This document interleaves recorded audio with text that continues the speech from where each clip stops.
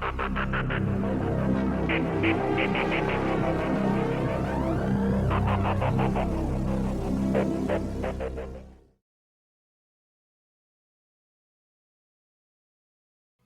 if I was to tell you that the animals that roam our lands now are small in comparison to what used to roam our wonderful world? No, I'm not talking about the existence of dinosaurs like T-Rex and Brontosaurus, or any other made-up beasts that supposedly existed millions of years ago. I'm talking about huge animals that you're aware of, because they exist now. It's just back then, thousands upon thousands of years ago, they were a lot bigger than they are now, and scattered across our lands are the petrified remains and proof of this. Let's just very, very quickly clear something up with regards and what petrification is. When an animal dies in just the right conditions, like being buried quickly by sediment or caught in volcanic ash, etc., its body can undergo mineral replacement over thousands or hundreds of thousands of years. The soft tissues vanish, but minerals seep in and harden the bones into stone. That's what's known as petrification. The same can be said about trees. Deep beneath our feet, locked in layers of stone and time, lie the frozen echoes of huge animals, fossils if you will, petrified remains, clues to a world once ruled by animals of unbelievable size, including humans. Today we're going to have a look into the fascinating world of petrified remains from across our realm and the gigantic animals they belong to. Petrification even happens to this day with the smaller species that we know and love. This isn't a sculpture, it was once a living animal. This happens in Lake Natron, one of the most haunted places on Earth. Here in Tanzania, temperatures soar to 140 degrees Fahrenheit and the water is so alkaline it can burn skin. Animals that die near the lake become preserved, their bodies calcified by salt, frozen in time like eerie statues. It's not true petrification, but the result is chillingly similar and so lifelike. And yet animals like flamingos call it home, nesting right in the danger zone, but get too close and it's curtains. This is the closest we get to petrification on a shortened time scale.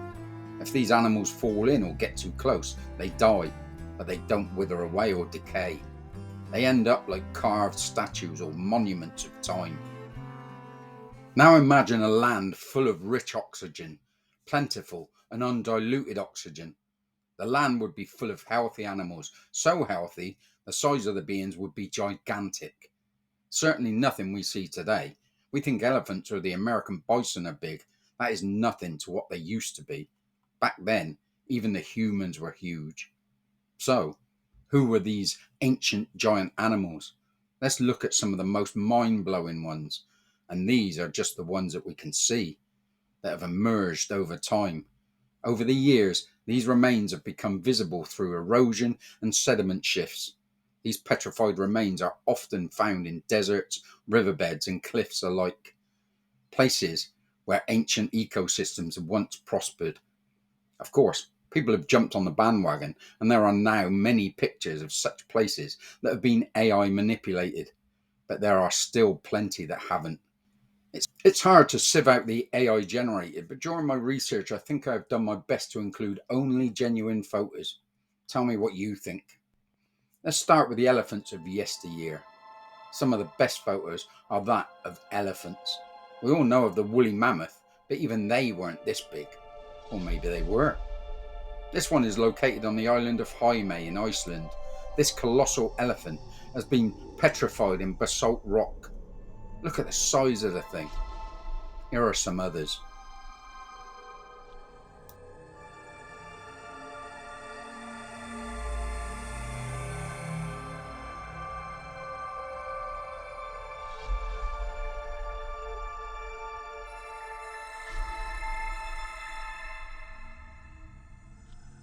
We all think crocodiles are old and prehistoric, one of the few prehistoric creatures to still live beside us, but as big as these? This was videoed at Cape Jervis in Australia. It's colossal. Is that just coincidental rock formation? Or is it the proof of a ginormous croc that once trudged along our land? Once again, here's a few more.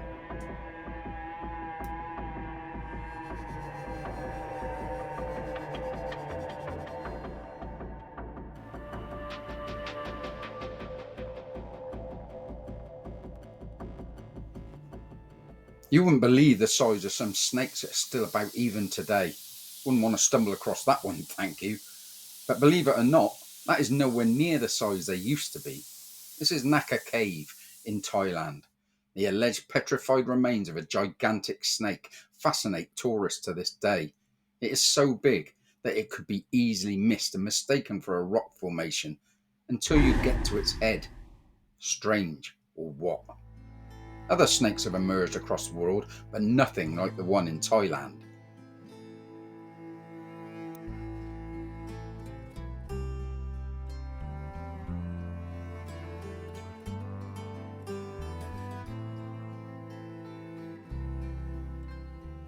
Even little plod-along tortoises were massive. This one was found in Peru, but like other animals, it's not the only one to be found.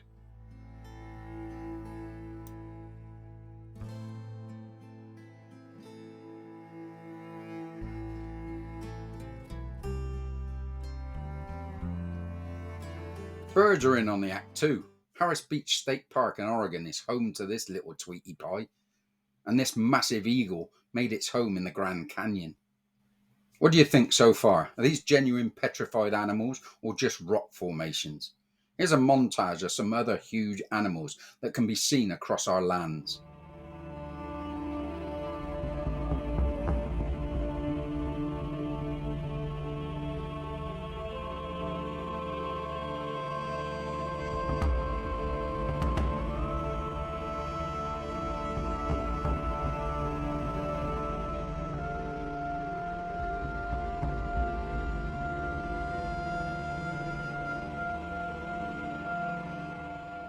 There is one animal that I have missed: humans.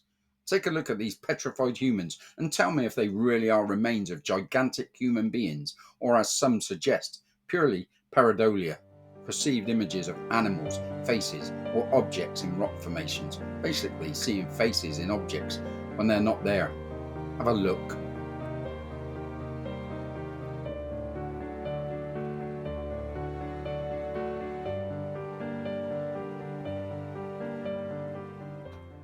I appreciate that it's quite easy nowadays for folk to computer generate these types of images and make them seem real and fool others.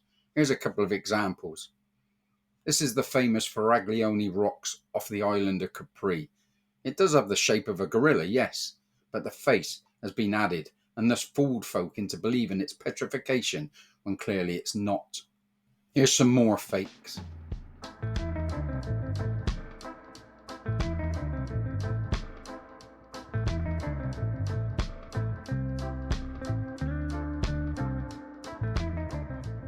But, as seen, some are not. And I think the ones that are not hold possible evidence of things or animals, massive animals, that lived in our past. Is it pareidolia?